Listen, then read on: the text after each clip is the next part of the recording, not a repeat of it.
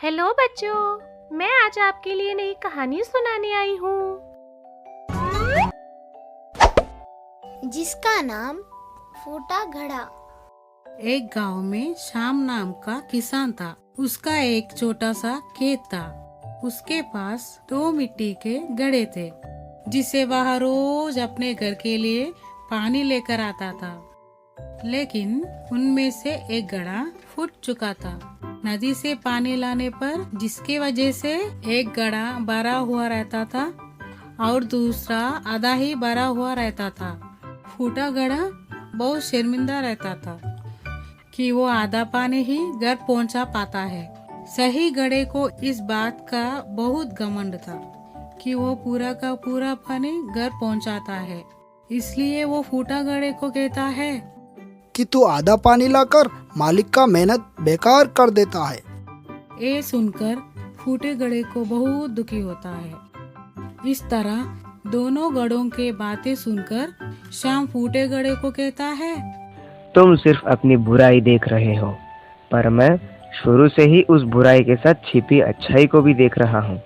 इसलिए मुझे कभी भी तुम में कमी दिखाई नहीं दी। तुम्हें ऐसा क्यों लगता है कि तुम मेरे किसी काम के ही नहीं हो? जाने अनजाने में तुमने मेरी बहुत मदद की है। पर वो कैसे? हर रोज जब हम नदी से घर वापस आते हैं तो तुम्हारा आधा पानी उस जमीन पर गिरता है, जिससे वहाँ फूलों को उगने में मदद मिलता है। तो तुम कैसे कह सकते हो कि तुम मेरे किसी काम के ही नहीं हो? इन सब में आपकी मदद कैसे हुई? वो ऐसा है कि अब मैं खेती के साथ साथ उन फूलों को भी बाजार में बेचने लगा हूँ, जिससे मेरे पास और अधिक धन आ जाता है।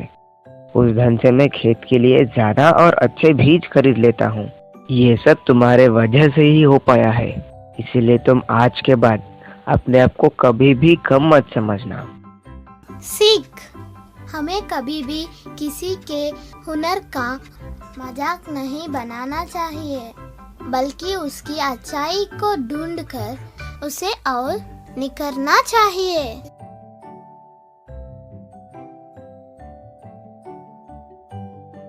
दोस्तों, ऐसे ही प्यारी प्यारी कहानी देखने के लिए हमारे चैनल को सब्सक्राइब करिए।